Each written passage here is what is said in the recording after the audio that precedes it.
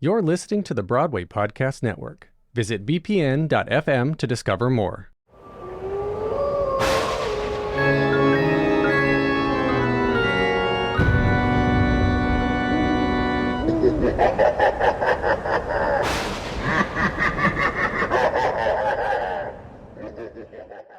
Hello, I'm Jesse McAnally. And I'm Andrew DeWolf. And I'm Liz Eston. And welcome to Musicals with Cheese, a spooky podcast where I try to get spooky, Andrew and Liz, to like spooky musical theater. This is our official Halloween episode. Ooh. We're wearing costumes, trust us. For sure. I'm wearing a Halloween shirt. I'm wearing a Disco Elysium shirt. I'm wearing a Princess Leia shirt. That's a costume. Sure. Yeah, that's a costume. You're dressed as a scene kid. I'm dressed as Emma from the prom, but the good one, which is just my general wardrobe. So, how are we doing today, guys? On this spooky Halloween night? Just had some adventures lately, you know? You too? Yeah, I'm about to take my old van out and just kind of go for a drive with my lovely GF, who we're gonna, my fiance. Your gamer GF. My fiancée. You know, we're gonna get married. We're just driving in the woods. Did you end just up in for a fun. spooky castle too? Not yet. Oh, okay. I'm in. That's the gonna spooky happen castle. later. I mean, I don't know what's gonna happen later because this is really an actual story. So, yeah. Oh my goodness, my tire broke down. Oh, there's a spooky castle. Let's go inside, I guess. Hello. Oh no, the guy in the spooky castle. Oh no, it's the guy in the spooky castle. How did shit, Meatloaf is here. See Who invited Meatloaf? Meatloaf? Oh no! He's come to kill us! He's got the pickaxe! Who let him have the pickaxe? Rest in peace, Meatloaf. We have to get out of here. Meatloaf is in the house. Not Meatloaf! See our much feuded history with Meatloaf before his untimely death. Somewhere, I don't know. On YouTube and on podcasts.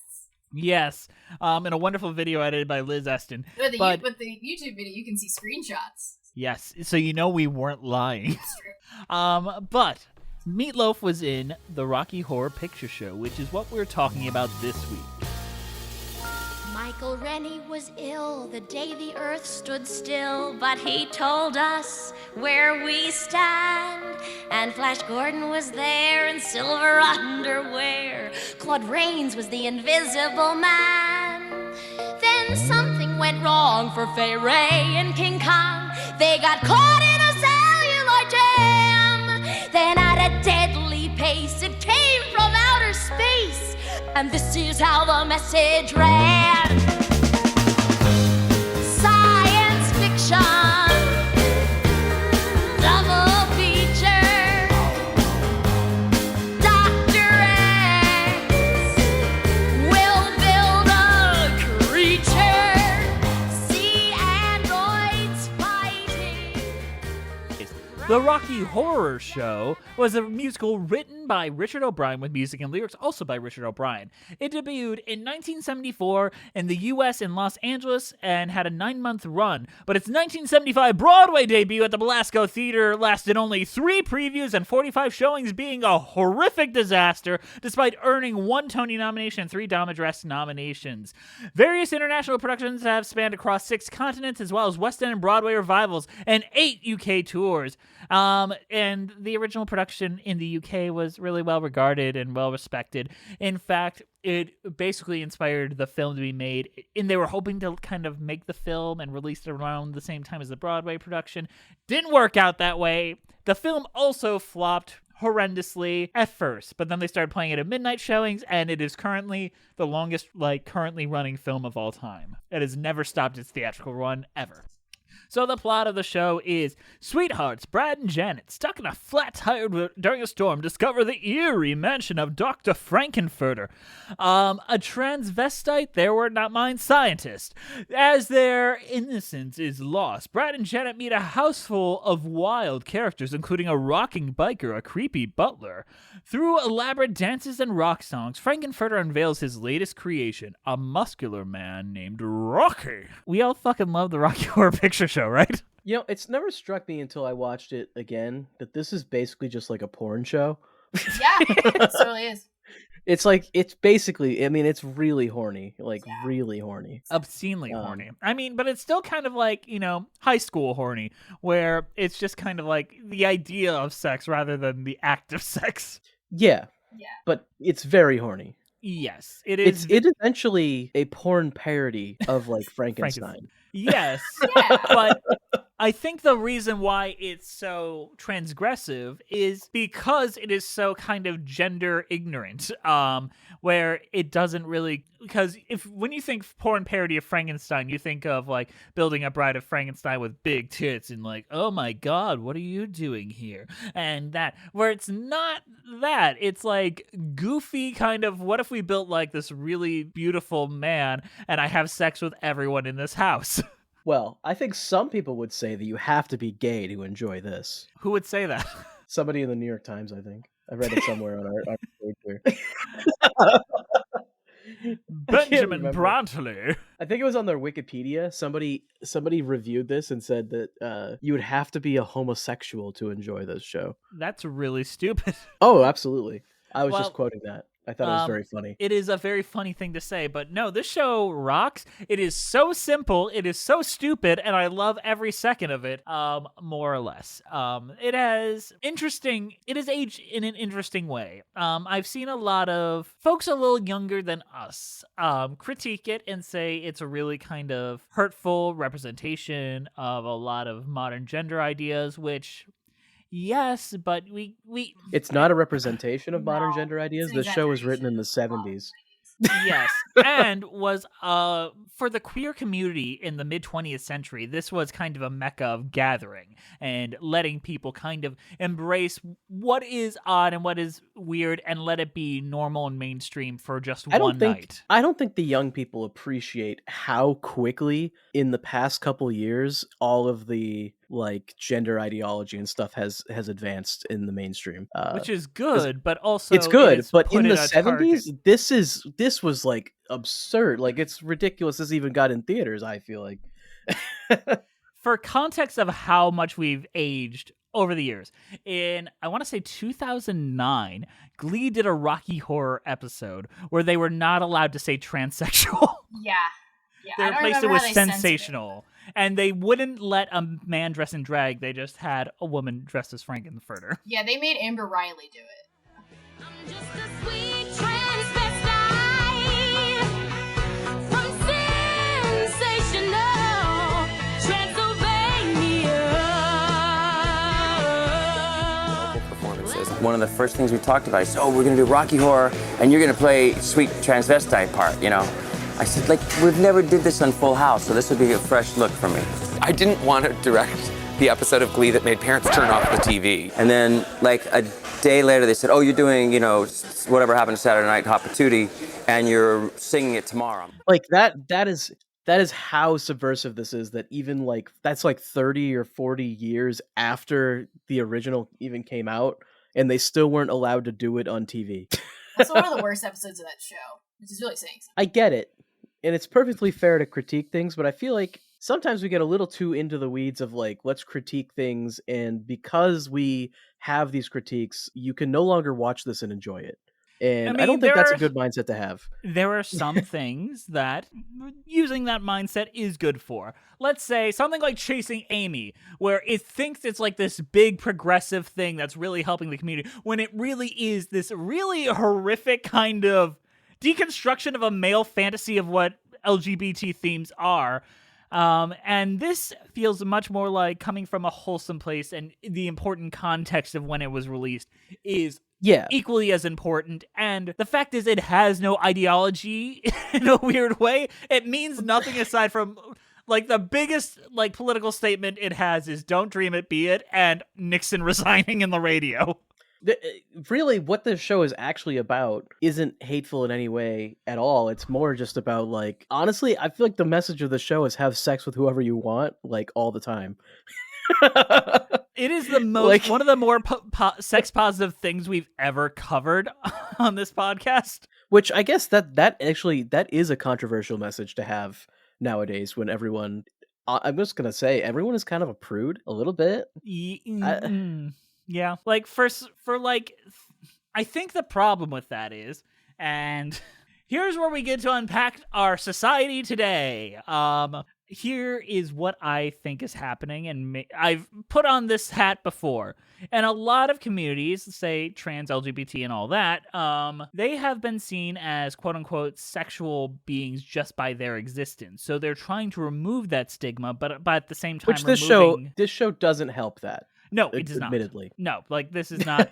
This is what the conservatives think drag brunches are. Yes, they think that Frankenfurter is actually out reading to your kids and bringing them into a bed and being like, "Isn't that fun?"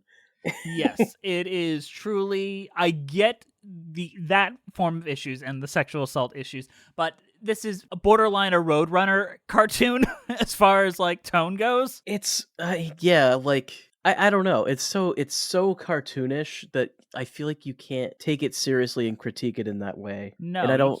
You can't. But I feel like a lot of it is our modern days trying to dissociate a lot of like the queer community away from the sexual nature that it was stigmatized as in the mid 20th century. And in doing so, a lot of like the best sex positive pieces of media are being tamped down and removed of all sexuality and all kind of showings of sexual nature. And Well, yeah, because you don't want to sexualize things, but it's also like, well, we kind of do want to sexualize some stuff, right? Like, sex is okay. People have sex in real life, you know. You can't prove it. I don't believe you. Okay. My mom has never I'll had send you some sex. videotapes. Yeah, totally. I gotta return some videotapes. Yeah, I do too, actually. So that is my stance on sex positivity. It is still a shocking show. Like, watching it today, I've seen this movie and this stage show so many fucking times. I go every year to the Shadowcast. In fact, in a few weeks in Michigan, they're doing like a Sleep No More style Rocky Horror in a mansion where they drag you room to room and you're like a part of it. You're like one of the Transylvanians. I'm so fucking excited. But this show still shocks me with like some of its sexual nature and just you get to how be in the bed. I don't know yet. I'm so excited though. And they give you booze while it's going on. I am so fucking excited for this. And yeah, I am. Sorry, that is me just talking about my real life and how much joy I have in theater. That being said, a lot of it does ring differently. Like, but there's like pieces that still work. And it's all very stupid. It's so stupid. But I think the movie is better than the stage show by a country mile. And that is a rare thing to say. Like, how often do you get a movie that is perfect as is? You got this Little Shop of Horrors. Anything else as far as our 270 episodes or so that we've done? Where the movie is just the best version? Yes. There's a lot to think on there, but you're probably close to right. There might be like one or two more, but realistically speaking, those are the two that would come to mind as far as like they're definitely better than the stage version. Yeah, and truly, the movie is funny because of the editing, the mise-en-scène, all the things that make a movie good. The timing of everything. And it's become so iconic that no matter what, if you're doing this on stage, if you're recreating or do anything with it, it's just going to be an imitation. There is no way to play Frankenfurter that isn't an imitation of what Tim Curry did in the very specific choices. Part of the reason why I didn't like Laverne Cox's production, the Let's Do the Time Work Again from a few years ago, is Laverne Cox, bless their soul, is just doing a Tim Curry impression. Reeve Carney's just doing a Richard O'Brien impression. The only one doing something different is Annalie Ashford. But that's how you know that you had a perfect movie, is that Yes. when you're going to remake it, you're just like, well, how do we recreate those exact performances? Well, it's like, wait, but why are you remaking it then? Exactly. So, for context of, I wanted Andrew to understand what a Shadowcast and like a live version of this would be. So I showed Andrew and Liz the 2015 live production that was streamed to theaters and had a lot of guest narrators and was very, very British theater intensity. Oh my goodness, it was. It was so British. Who did I recognize? It was like Stephen something came out. Stephen Fry. Stephen Fry came out, yeah. Mel of Mel and Sue fame. The British Bake Off lady. She brought a cupcake. Richard O'Brien, of course, played the narrator at one point. And Anthony Stewart Head came out. And There's Emma a lot Bunt. of... Who? Baby Spice. Oh, We covered Spice World in this show, and I should know We did this. cover Spice World. I was there. I should know these things. Somebody from my work once brought up Spice World and was like, "That's one of my favorite movies," and I was like, "What?" I want to talk to that person. Meatloaf was also in Spice World. Maybe there's a connection. Also, Wasn't he Meatloaf the did make driver? a cameo in that Rocky Horror Glee episode along with Barry Bosman. Yes, he did. Both of them are parts of the reason why I think that movie works so well. As far as let's talk about that stage production really quick. Tell us a little bit about that, Andrew. I'm just gonna bitch a little bit because that's all I'm good at.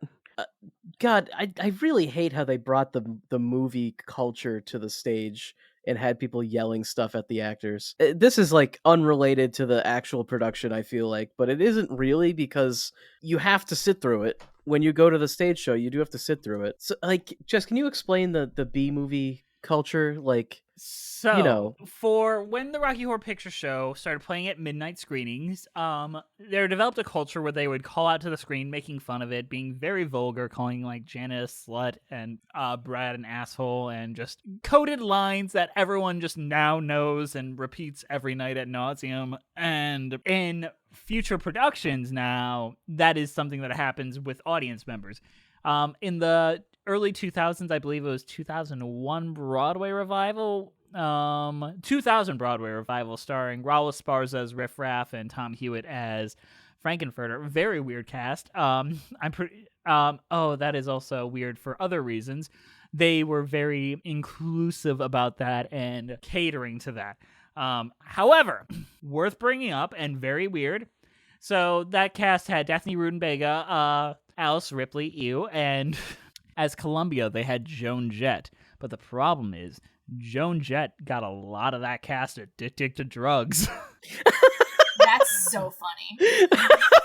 Hardcore like, drugs. You want to do some hard drugs with me backstage? Yeah, before we rehearse. Yeah, so a lot of those people got pretty hardcore addictions from that production because of that. And this is all hearsay, but it's hearsay with a lot of evidence. That's not good at all, but it is pretty funny. No, it is it's not good at all. Weird, I think is the best way to describe it. We're not condoning drug addiction. No, it is a very serious thing, but the rock and roll culture coming to Broadway, that's often why you don't see it very often outside of Meatloaf. Yeah. Oh. But Meatloaf was on something, because, his brain got all fucked. He was on the horse medication that he took for his COVID. Yeah. Whatever Alex He was on something, and it started with Q, and it ended with Anon. But yeah, there is a call and response thing that developed in the movie theater that everyone knows and feels entitled to be able to participate in at this point. And the only other thing I can think of is The Room has that, where you when you watch it, you throw spoons at and I feel like with movies, it's fine and it's funny because when you do it, the movie just keeps playing. Yeah. It doesn't elongate a moment. Yeah. Yes. In a stage show setting, everyone is laughing at themselves telling the joke, and like when Stephen Fry came out, my God, that sequence was forever. Like he said like 5 lines and it just kept going because they had a little quip to put in between every line, and then they paused for like 5 seconds, and then Stephen Fry was like, "Oh, I've never heard that one before." It's like, oh my God. Words that kept repeating themselves again and again in Janet's thoughts. But it was too late to go back now. It was as if she were riding a giant... Yet I have tidal wave, but cock is better. Sorry, I'm just bitching about that. No, and I agree with that. I feel like it's part of the reason why the theater, because it's now the actors accommodating the audience, and it should never be that. Yeah, and you don't want to tell the audience to shut the fuck up, but maybe you just got to keep going, like the movie would keep going, But aside from that, how did you enjoy the performances? I really like the original orchestration for a lot of it. I love how fast the music was in the original. I think the movie is perfect, but I do appreciate the different sound for the stage. I thought that the music and everything was very good, and The performances were all fine. Definitely got like a I'm trying to be Tim Curry vibe from the guy playing Frankenfurter. Mm-hmm. But maybe that's just how you're supposed to play Frankenfurter, like at this point. I don't like, know. Like, how do you play a different Frankenfurter? You Liz, can't really. You were talking about your production where you had a non-binary performer come in and do their own thing. I wasn't present for this production, I will say, but I did know this person. They're a wonderful person, I will say. Yeah, they probably don't listen to this podcast, so shout out to you. Most you're people a wonderful don't. human. But yeah, when I stage managed Rocky Horror my junior year, a shadowcast version of it, and then my senior year we had a non-binary person play Frankenfurter, which I've seen pictures of it, and it was a lot more interesting in like a gendered representation of that character, because it's like Frankfurt is basically a non-binary person, just doesn't give a fuck about gender. So having a person who identifies that way adds another level to it. Mm-hmm. And I think that's one of the more interesting pieces of Frankenfurter. But the premise, I think we should say for those of you who don't know, is that the transvestites, as they call themselves in the show, are aliens that come down and just embrace the weird kind of choose your own gender adventure lifestyle. And like they come from a planet called Transvestite, and it's very weird from and the very galaxy of transsexual. Yeah, something like that. And that Transylvania. might be reversed. I don't know.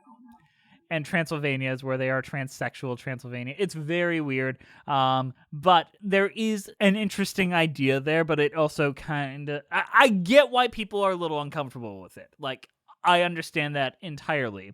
And we should probably talk about Richard O'Brien for a moment, and their own relationship with gender. So they themselves do identify as kind of like a gender fluid, gender queer. I think it's quoted saying I'm like 70% male and 30% something else. They called themselves the third gender before, whatever that means. However, they have said some things that can be read as fairly transphobic in recent years. I think this was in 2020. Liz, if you wouldn't mind giving a read to what they said. You got it. So this started in 2016. So he said about trans women in specific, and I quote, I don't believe in this is Richard O'Brien. You can't be a woman, you can't be the idea of a woman. You're in the middle and there's nothing wrong with that. I certainly wouldn't have the wedding tackle taken off. This is a huge jump, and I have all the sympathy in the world for anyone who does it, but you aren't a woman. Kind of weird black and white language for someone that really has blurred the lines of gender with this very transgressive at the time musical. Yeah. And they themselves identify as genderqueer. Yeah. And once J.K. Rowling started doing her thing that she's doing now that I won't speak of because fuck J.K. Rowling. Did they go in with J.K. Rowling? No, because someone this is 2020 and someone mentioned it. Like I will say the rhetoric you just quoted, I would say is a lot tamer than what J.K. Rowling says. Yes. But this is like 4 years a lot. on. When J.K. Rowling's doing stuff, and then someone's just like, and Richard Ryan is basically doubled down on it. Like, you can't ever be a natural woman in 2020. And in that quote, don't they be like, you got to be careful talking about this? Look what happened to J.K. Rowling. Yes, we've seen what happened with J.K. Rowling. That's why I referenced J.K. Rowling in this case. Devil's advocate-ish. I'm not an expert, so take this with a grain of salt, and if you're more knowledgeable, ignore me. But back in the 70s, 80s, and that time period, it's transmedicalism was a big thing, right? This is like a whole thing. They believe that like the only way to really transition is you have to get the surgery and the blah, blah, blah. And this feels almost like an extension of that in a way, which for the 70s would have actually been really progressive, but obviously for nowadays is the opposite. I don't know. It's complicated. Me reading the quote, like that quote, a conservative wouldn't say that. Yeah. That's all I'm saying. Yeah. No. A conservative would just say you can't be a woman, and also you can't be a third thing because you're a man. The end. Yeah. You know, that's what you know. I don't know. On one hand, Richard O'Brien is an 81-year-old person, I believe. Is that like they're pretty up there. It's not properly hateful rhetoric, but it is definitely like disappointing. I'm not saying it's good rhetoric for a lot of people that really looked up to them, and saw them as someone. They're with us, where they're telling you what you can and can't be, which is very disheartening. And it sort of feels like a you just need to go with the younger people at this point, though. And I think that the better thing for them to have done would have been to just be like, ignore me and listen to the younger people who know what they're talking about. But it's hard for people to do that. Sometimes when you're used to being a figurehead, you want to stay that way. Yeah, I feel like they just think they're still the authority on what all queer people should think. It's kind of like when people ask John Waters questions about like queer movements, and he's like, I don't know, they listen to the kids, shit. And that's the response that you should have. Yeah. But I'm just gonna say, I think comparing the rhetoric you read to like J.K. Rowling is not accurate.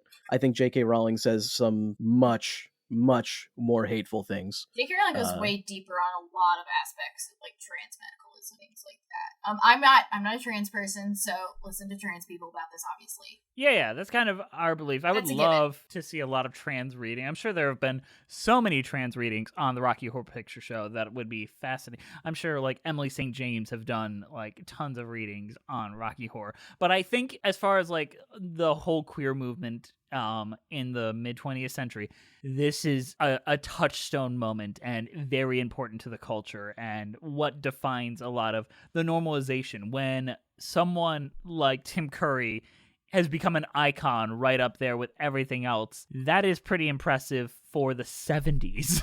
I think we're just in a time where things are really heated. There's a lot. It's like we're swimming in boiling water right now because conservatives are like quadrupling down on we need to kill trans people is what conservatives believe. I do not believe that. What's that? Some conservatives said I want to eliminate transgenderism. That's how he phrased it. Eliminate from society. I remember that quote. That was not Matt Walsh, it was the other guy. It was some guy at the RNC, I think. Yeah, it was. This is like their big convention. They have people going up. So like and there's like anti-trans laws being passed constantly, anti-drag laws. So like we're swimming in hot water, and I can understand why looking at Rocky Horror you'd be like, should we be agreeing with that when it doesn't really keep up with our current standards? I feel like if things were a little more cooled off, people would just be like, yeah, Rocky Horror, that's fun. And that's basically all people should say about Rocky Horror. That's fun. But if we're going to complain about this as a narrative, Andrew, I feel like I know your opinion on this. It's since we first talked about this, like when we were little kids, your opinion has always been, everything kind of goes downhill after the time warp. It's,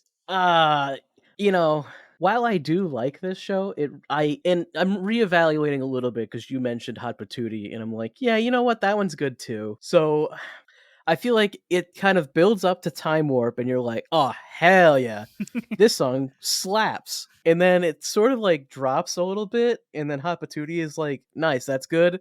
And then I feel like it drops off a cliff, and I'm just like, when's the next like good song? And it just doesn't happen. Okay, I disagree. I fundamentally disagree a little bit. So okay, I think that for the first third of the film, we're on that steady roller coaster. We're on the Magnum XL. We're going up. The Time Warp is down that first hill, and it's so fucking good. And you're never as good as that first hill. Nothing compares to that first hill on a roller coaster. Then you go up the second hill, which is Sweet Transvestite, which is this like incredible, often parodied number, truly wonderful. And then you kind of go through the twists and turns and all that. You got Hot Patootie, which is just like one more hill, and you still. Then you're on the brake run. No. Then your roller coaster gets a little slower. It goes through like the loops. It's like the Beast. It goes for a while, and then you get to that second click, click, click, click, click, click, click, click, click, click, and then it goes down again when you get to the floor show. Because after the floor show, I'm in for the rest of the ride, and I love it. The show again. Really, the ending? I just don't get it. I really don't understand what the fuck is supposed to be happening at the end. Okay.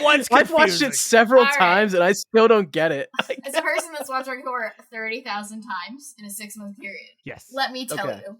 So Frank is just evil now, as we've established from the freezing people on the floor thing, which is a thing he can. I like that the sexual assaults didn't decide that. Yeah, the sexual assaults are also present, but it's fine. He's been pretty clearly the bad guy from when we first met him, but yeah. But now he's How about from the moment he kills Eddie with the pickaxe? Yeah, I mean, that's a pretty clear sign. Anyway, Frank is mad now because Janet fucked Rocky, and only Frank can fuck Rocky, okay? But Frank can fuck boyfriend. everyone. Yeah, I even didn't though make Frank him for fucks you. everybody. But Rocky's monogamous, okay? This is the argument. So he's It's the mad, Bob so he's going Fosse to argument. hypnotize him into singing in corsets. That's the entire logic. In the stage version we watched, didn't it like imply that it increased their libido so much that they had to sing in corsets? Yes, it's implied in the movie and the Shadowcast too that they're hornier. So it's like we must be sexy. Yeah, but this is where it gets like a little bit like what the fuck's happening, because then the other two people come in and are like, we're going back to our home planet, and then he's like, I'm coming too, but then they're like, no, you're not. And then it just kind of ends. Like, no, then the house leave? takes off into space. They roll around the planet's face like some creatures called the human race, lost in time, lost in space, and meaning. We lost meaning. We lost all meaning. Is that what it means? Yes. Okay, I'm gonna agree with Andrew here. I think the floor show's kind of weird, and it kind of where it slips for me. I love the floor show. The floor show's so stupid. Like, I'm not disagreeing with you, but I think love the it. entire ending. And I feel like maybe what they were going for is the ending is the double feature aspect. Like, we watched Frankenstein and now we're watching some alien movie. I think that's the double feature starts the moment Eddie dies. That's the second movie is after Eddie dies? Yeah, because then we got a new Eddie, which is Dr. Scott, who is usually played by the same actor that plays Eddie. Except in the movie. That's the one thing they fucked up in the movie, is that we didn't get Meatloaf. Meatloaf fundamentally agrees with that. He hates the fact that he didn't get to play Dr. Scott because he thinks the best joke, the best laugh in the entire film is when Dr. Scott reveals the fishnets on his legs, and I don't disagree. That reveal is so fucking funny. So good. But I don't like. I've seen Meatloaf perform Dr. Scott. He does not do a good job. It's a hard thing to perform. Like, it's like he does a good Eddie though. Eddie. Like, he's a wonderful Eddie. He's one of the best Eddies, but like he's not a good Dr. Scott. But he must have been drawn into something, making him want me in a no which reach, going out of my head. Hurry, or I may be dead. They mustn't carry out their evil deeds. No. And Dr. Scott is a Nazi? Yes, he is a Nazi. Yes. Like, that's not even like subtext, that's just text. yeah, that's why everyone says Sig Heil every time he says his name. Yeah, that's in the name. pets will yell Nazi, like fake Nazi phrases at the screaming. Like, there is the one implication is when he's like, is it Dr. Scott or Dr. Von Scott? What are you implying? No, stop it! Like, that moment. So, why were they going to meet Dr. Scott? They introduced him. They said in Damn Janet. Let's go see the man who began it, where we met in his science exam. He made me give you the eyes and then panic. Like, that was what the plan was. Yeah, why though? And why was he there? Why was he at the castle? Because he was looking for Eddie. Yeah, when I get engaged, I'm going to go to the Tinder corporate building to thank them for being engaged. Like, that's what I will do. Where it all began. Yeah. Not to be in that alternate universe, guy, but I want to see the alternate universe where they just show up at Dr. Scott's house, and it's got very a bunch much of Nazi memorabilia in the back of his on his walls. Hello. It becomes a I think you should leave sketch, like the one where they're like, wait, what is that back there you got there, Mr. Scott? That's nothing. Is that a red flag you got there, like hidden in the corner, just like behind your couch? No. Are you wearing an armband, Dr. Scott? I'm a collector. And then, like, the hot dog guy shows up. No, Brad just goes in, oh, you love arachnids too. I see you've got this red flag with a spider on it. I've studied spiders myself. Dr. Scott starts praising them for all the white babies they're going to have. I hope they're blonde. I need you on camera saying you're going to kill the president so you don't tell him how I housed Brad's burger. All right, we need to go. We gotta get somewhere else here. Also, I do want to point out Glee censored with sensational Transylvania. Ugh. Yeah. But you know what? We have our own opinions. How do we compare our opinions to those of the folks on Letterboxd.com? It's time for reviews. 1 star, 5 star. It's time for previews. It's time for previews. All right, Liz, Andrew, head to head. Speed round. Are we ready? Oh, we are so bad. My body's so ready. Andrew, are you ready? All right.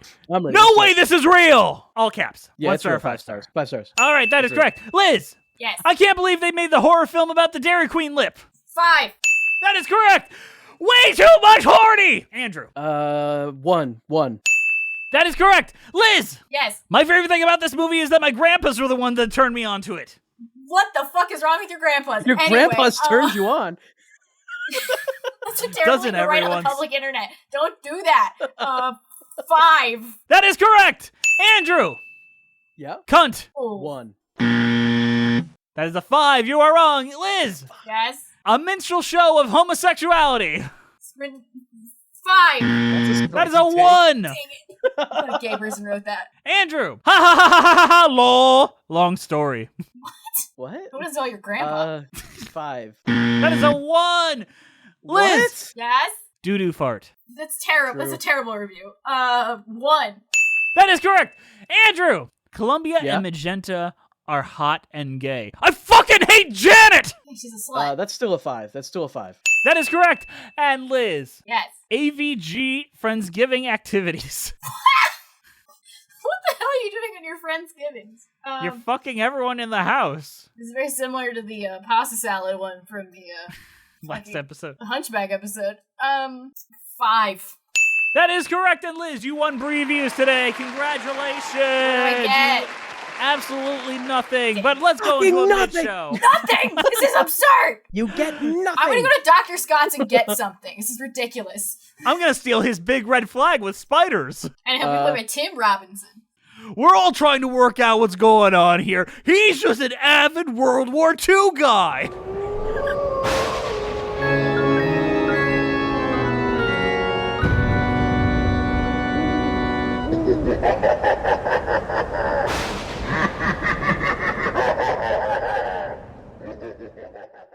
Hey guys, sorry to interrupt you in the middle of the show, but we've got a shill at you. Today's show is brought to you by the extremely kind donations by our donors over at Patreon.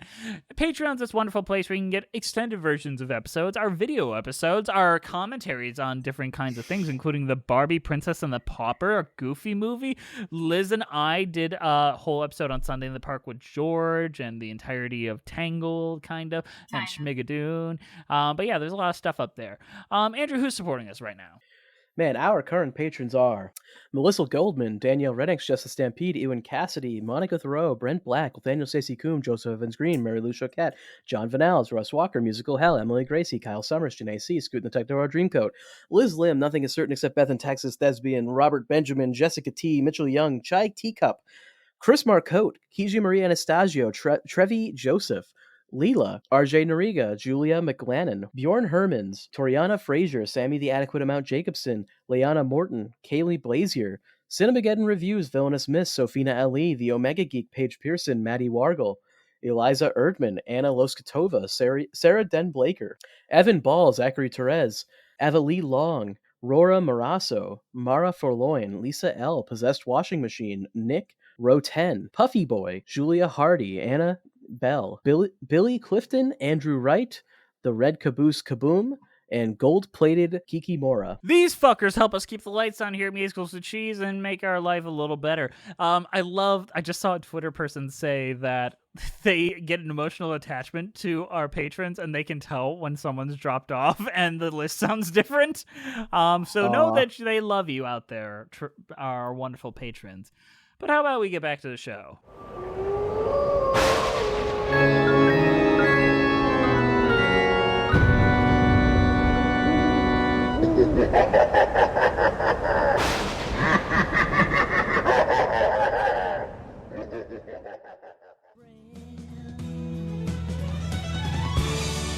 Science fiction, double feature,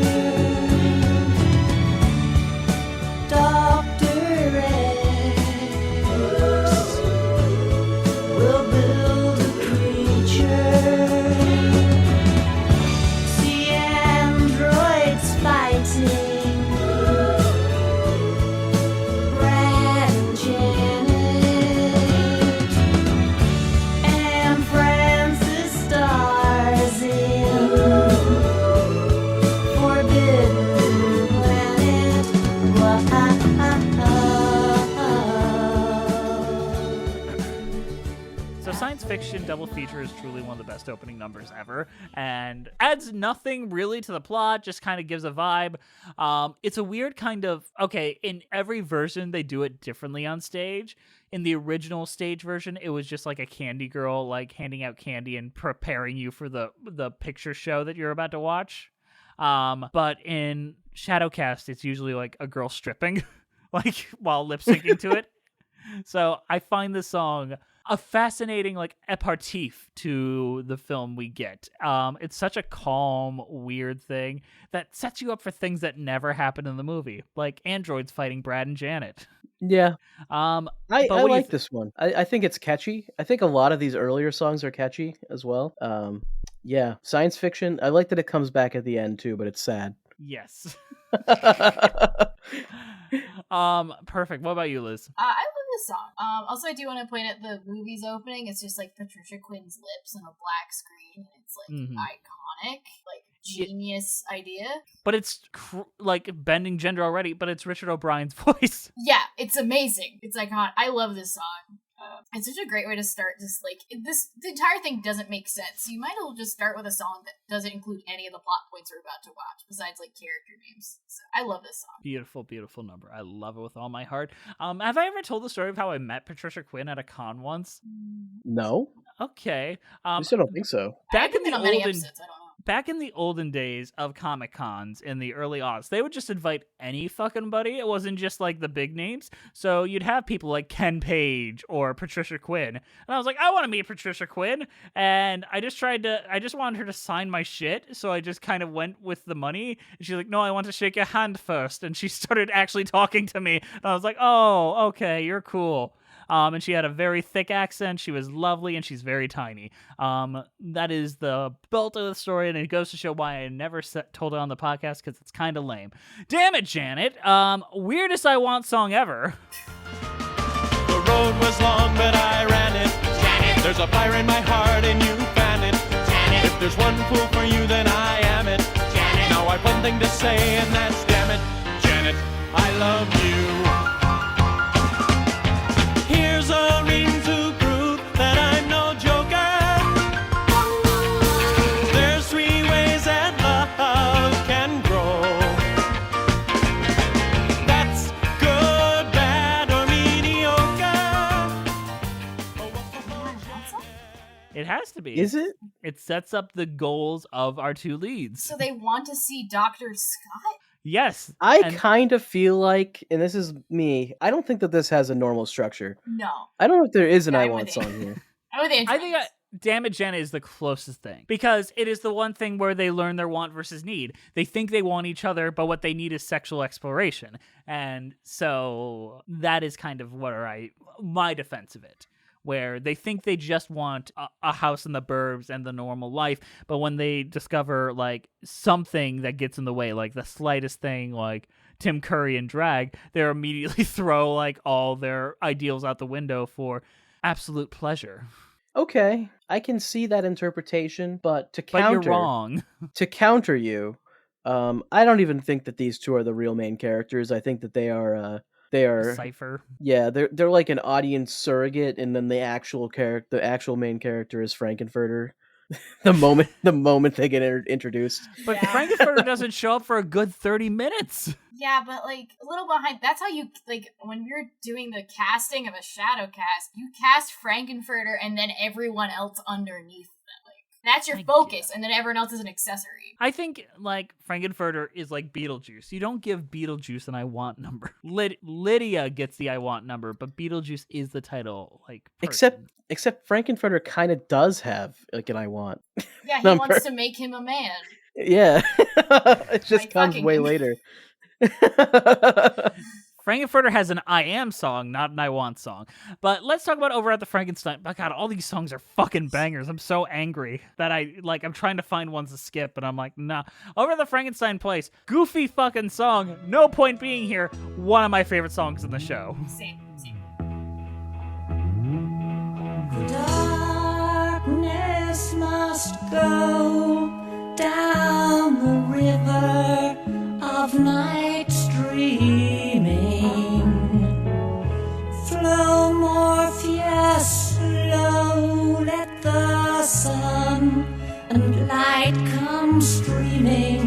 into my life, into my life.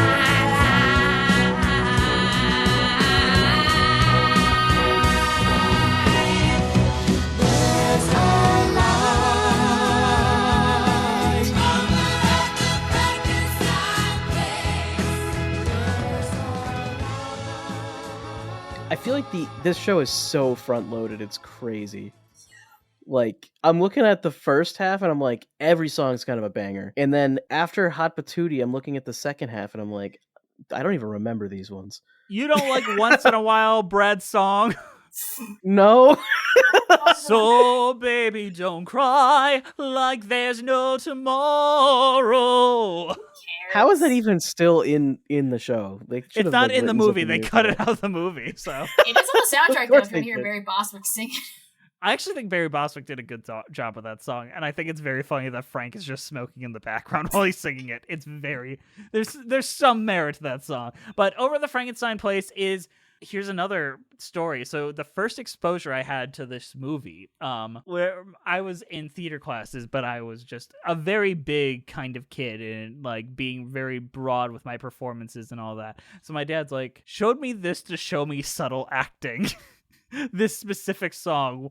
I know. I wouldn't think to use this show as an example of subtle acting. I don't think Richard O'Brien knows what subtle even means. He used this song, and then we just kept it going while it was on, because he was trying to go, yeah, this is like proper acting. You're reacting to the things around you. And then Tim Curry comes out, and I'm like, oh, is that Nigel Thornberry? Because I'm 5.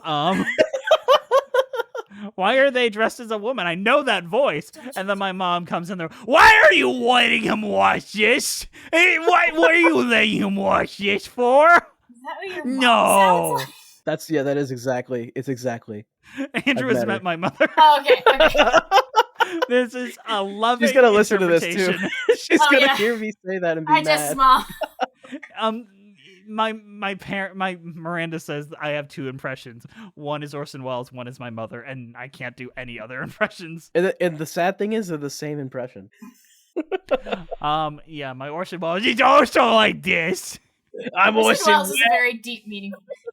My mother has been a heavy smoker for many years. So Okay. That makes Can you sense. do the Orson Welles commercial? the French wine is the best wine. Get the standard rich and famous contract for Kermit the Frog and friends. Do you think he was drunk as shit when he filmed that too? He was never not drunk in his later years. He was on it. You know what? If he could, he would have the Rascal Scooter going with him and during those last years. Please get out of my way. I have important places to be. It's astounding. Time is fleeting. Madness takes its toll. But listen closely. Not for very much longer. I've got to keep control.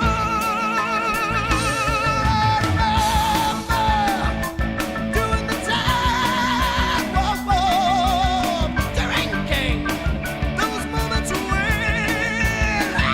the madness would meet me. Oh, and the moon would be gone, lady.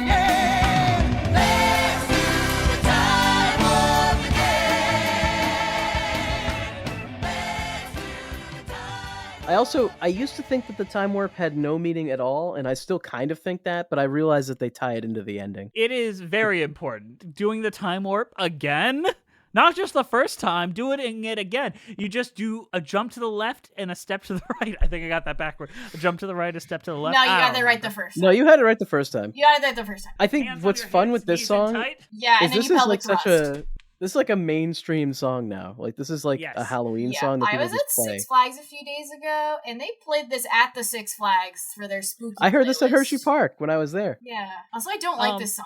Of course, Hershey Park also played Nightmare by Avenged Sevenfold, so, you know. Why don't you like this song, Liz? Okay, I just want to say this. This is a good song. I want to make that perfectly clear. This is purely due to overexposure. So I stage manage a Shadowcast Rocky Horror junior year of college. I watched this movie thousands and thousands of times, it feels like, at this point in my life. We had to rehearse the time warp so many times because of all the intricacies that were involved in it on both ends. That I listened But it's to the so time simple. warp 30 It's times just a a jump day, to the left. Yeah, and then you step And to then the a right. step to the right. There's not much I to wish it. Hands it on was your just, hips, though. I wish it The was hands just on your that hips. simple, but there's so many fucking call-outs during that. Like, there's so many sex-related call-outs you have to remember. And it's like, I listen to it so much, I reached a point where I hear the time warp now, and I clench inside my body, because I'm like, Maybe you should try doing the dance, and then you'll Maybe then that you'll, will like, help my release it time all. warp mild hatred. I Like don't maybe hate if the you song do the inherently, jump to I'm the just left. kinda sick of it. Has anyone here actually ever done the time warp? I have. did not. Like I did. At every Shadowcast, I go every year, so I've done the time warp many a time. you actually do the jump to the left and then the step to the Yeah, right, you and then gotta your do it. hands You on had your room hips. to do it at your Shadowcast? Yeah, And bring your because we knees in have tight? like yes, I've done them all. Did you pelvic thrust? I did. So, me and Miranda's first date technically was at the Rocky Horror Picture Show Shadowcast. That's Because I technically went to homecoming with her sister to get her sister in, and she went with someone to get her person in. And then we just hung out the entire night, and then we went to the Rocky Horror Shadowcast, and it was a big deal. And yeah, so I have deep connection to this, so we try to go every year. So I love Rocky Horror. It's a Jess deep, and I have an deep opposite feeling for me. relationship with the time warp. He like has deep, meaningful thoughts about it, and I'm just like, get it out of my ears. I'm just That like, is- dang, it's kind of catchy. But it follows up with Sweet Transvestite, which is an incredible number, iconic cinema. Don't get strung out by the way I look. Don't judge a book by its cover. I'm not much of a man by the light of day, but by night I'm one hell of a lover. I'm just a sweet transvestite from transsexual Transylvania. Let me. Makes no fucking Which sense. Why apparently- was Frank not there? I don't know. It used to be in the opposite order, apparently. Yeah, that is weird that Time Warp came after Sweet Transvestite. I mean, logically it makes sense, but I think in a cinema way, you want to build up more to Frank. Yeah. Also, I feel like if the way they tie it into the ending, it makes sense that Frank's not there because Frank doesn't want to do the time warp again. No, he wants to. He wants only- to, whatever. Only Riff Raff and Magenta want to go back to Transylvania and do the time warp again. They also just want to make out with each other. We didn't bring up the incest shit going on with Magenta and It's Riff not Raff. incest; they're aliens. They don't even reproduce that way. No, They they're have related, the Andrew. They're They have the related. same sexual habits as dogs. There's horny. They actually reproduce by budding. We just don't know.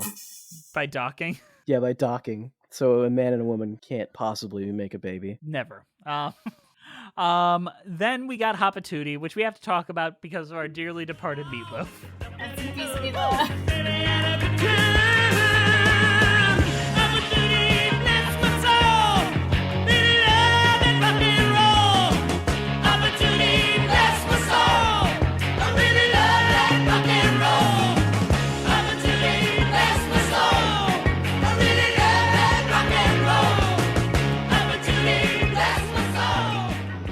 I'm sticking by it. I think Meatloaf did a great job singing the song. I know Jess disagrees. Meatloaf, you did great. The funny thing is, in the video, you said you should disregard my opinion on that fact. You were a big defender of Meatloaf. Well, Meatloaf was alive back then. Yeah, it's true. Meatloaf is very much dead now, It was so we can very have Meatloaf. I think Meatloaf did a great job. The funny thing is Um, that good job, video got a Meatloaf. huge boost after Meatloaf died. It really did. Every time something about him in the news, that video gets another big boost. That video is weird. It's very strange. I like this song. It's very stupid. He gets Oh, it, it's- like it's- all of them. His saxophone doesn't even have a reed in it. Come on. He doesn't need Yeah, a read. that's the reason. I I think it's a very fun song, and it's really really dumb. It's so dumb. My full review of it is that's music. Another fat artist. Another fat artist. It's easier these days. It's so easy. But You know I what's guess- funny? We played at a festival on Saturday, right? Yeah, And you could see my fingers got fucking destroyed. he's got But, blisters on his fingers. Yeah, they're not gonna.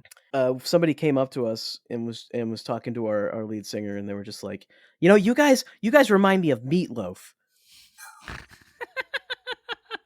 And I was just like, another fat artist. It's easier these days. Is that Sing's Twitter bio? I think it is. Are you still depressed without Kremet? I am depressed without Kremet for sure. Yeah, I do still have another fat artist in there. Okay. And you took that as a compliment. He said I'm an artist. It's true. He said I was an artist. Yeah. Better than my last. Dangerous theory that he watched that music video and actually liked it. Was like trying to be nice. Yeah, I think because initially he was like insulting the music entirely, and then he deleted that after I had posted the video. So I think he actually watched it and then was like, "Oh, another fat artist." Found It's a easier different now. thing to insult. Yeah, This it's is also a easier Meatloaf now. Podcast now. I just can't believe he was patrolling my page. You know he who was jumping from post to post. He was like on there.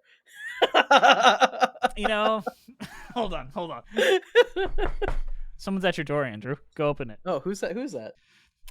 Hey, one more thing.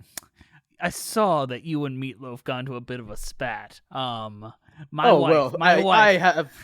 I have no idea what happened to Meatloaf and why he died so young. I couldn't possibly.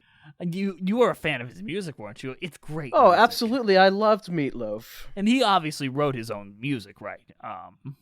He didn't. Oh, he I was would a assume songwriter. so. He was a very talented gentleman. Why do you claim that Jim Steinman was the only one that had any talent in the Meatloaf? Oh, did I say that? I'm afraid, like on your Facebook, you were literally there at the scene when he died. Oh well, you couldn't possibly have any proof of that, do you? I have footage of you right here stabbing me to death. One more thing, I saw you do it. I'm afraid I'm gonna have to send you the Columbo dimension. The what? I'm Mrs. Columbo just being silent because I don't have a rhyme. He burns you with his cigar. Burns you in the arm with a cigar, and then you're in the Columbo dimension. I'll have to send you. That's a good. That's a meme video. I'll have to send you that one. The Columbo dimension one. That's great. I quote that like all the fucking time. So many Columbo. You're a gamer, aren't you? Like. Yeah, it's the same guy. It's the same guy that did that one. Oh my gosh, we gotta invite that guy on the podcast just to sit around and hell do yeah. Columbo bits with us. I would love to get Giovanni on here. He does he's really into he does all the meme videos, but he's also really into like boomer shooters, like Doom and stuff like that. And he does a lot of content on that. He's a voice actor for indie games. Oh, and he does the Columbo voice really well. I'd love to get him on the podcast. That would be so we sick. should commission him to do a Columbo video on musical theater murders. No, we need him to do the Jerry verse. We need him to. I will say, Columbo is a stage show. I found a Columbo stage show from 2012. I don't know if I can get footage of it because it's a local theater, but like it exists. Does that mean we can cover all 7 seasons of Columbo? That's the new version of this podcast. It's musicals with Columbo. Columbo with cheese. Come Columbo on. with cheese. Yeah. It's Columbo with cheese. Columbo with cheese. It might be. Science fiction, double feature.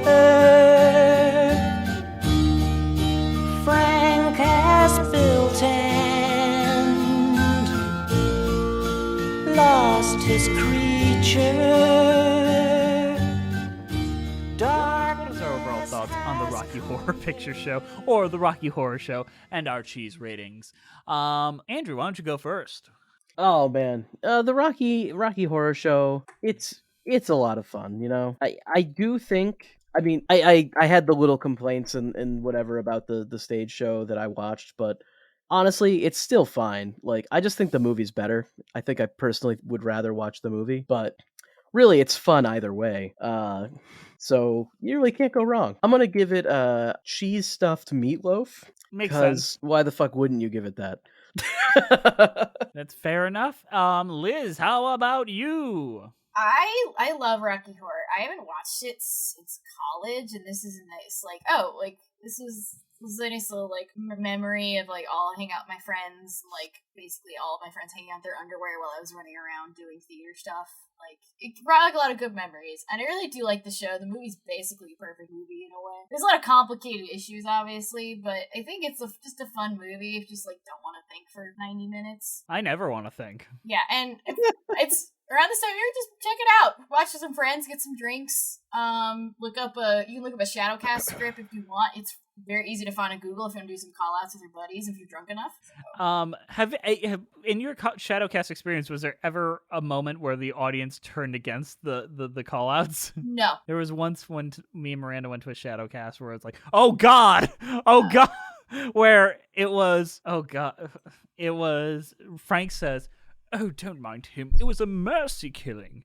And the call guy said, that's what Zimmerman said. And the entire audience was just like, oh God, oh what? No, that was not good. No. Like, that was like the worst fucking, I think about that. I've never heard an audience turn against like one person so much. To be fair, that is what Zimmerman said. Is it really what he said? I'm pretty sure, yeah. I'm pretty sure. I mean, Zimmerman's the bad guy. Yeah, Zimmerman's a piece of shit. But I just remember, like, the goodwill from, like, oh, we're having a good time. Going, holy shit! Yeah. was, like, horrendous. I will say, I went to college in upstate New York, and the majority of the population was gay stoners, so everyone was pretty chill with the whole thing. Like, we're good. Nice. We're probably really high right now, because we're in the top 5 weed schools in the country, fun fact. So... Where'd you go, like Oneonta or something? Yeah, I got extra credit for being in class on 420 because my professor was just impressed that I showed up. It's like, oh, you're here. Here's some extra points. Here's some weed. Some weed. They would have done that if they could. I swear. So I love Rocky Horror. I have a lot of good memories of it. Me and my best friend talk about it all the time. And I deeply do enjoy this show. If you haven't seen it, please check it out. Watch it with some friends. I'm going to give this lovely movie / stage show the Cheese Tray Gay, which is a man in Wisconsin who makes cheese trays. Is he gay? He's very gay. His Good feet for is him. very gay, and he looks delightful too. That is fair. He's on Instagram. I love the Rocky Horror Picture Show so much, like it's my own son. Truly, it is one of the more inspiring pieces of media of my formative years. It is deeply nostalgic for me, deeply connected to me in my relationship in real life. I cannot be objective about this show, so it's gonna be biased, but I did try to go in objectively and contextualize it.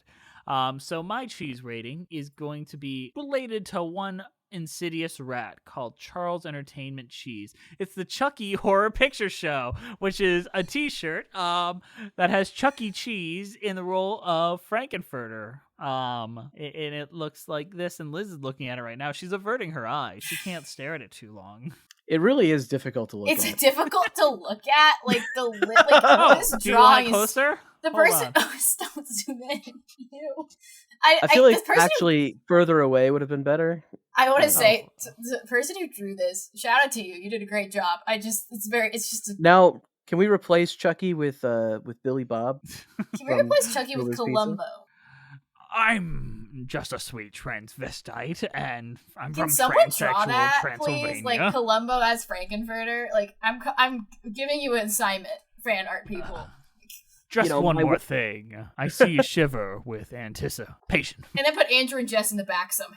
Like, admire. We're Brad and Janet. Come on. Yeah. I was having trouble making this man, but my wife, she knows a lot about this kind of thing, and she helped me out. So this is Columbo.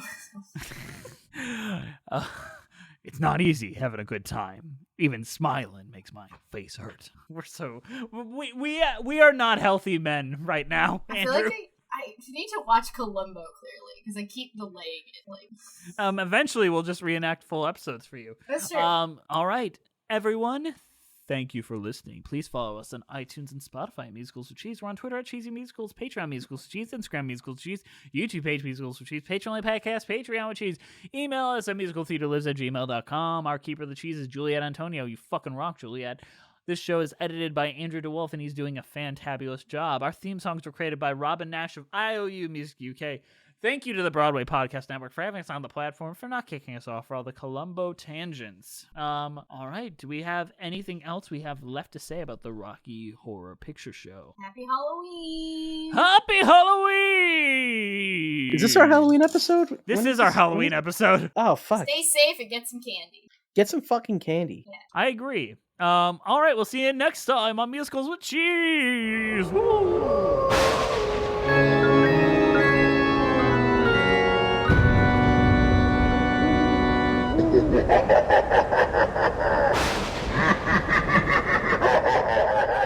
It was great when it all began. I was a regular Frankie fan, but it was over when he had the plan to start working on a muscle man.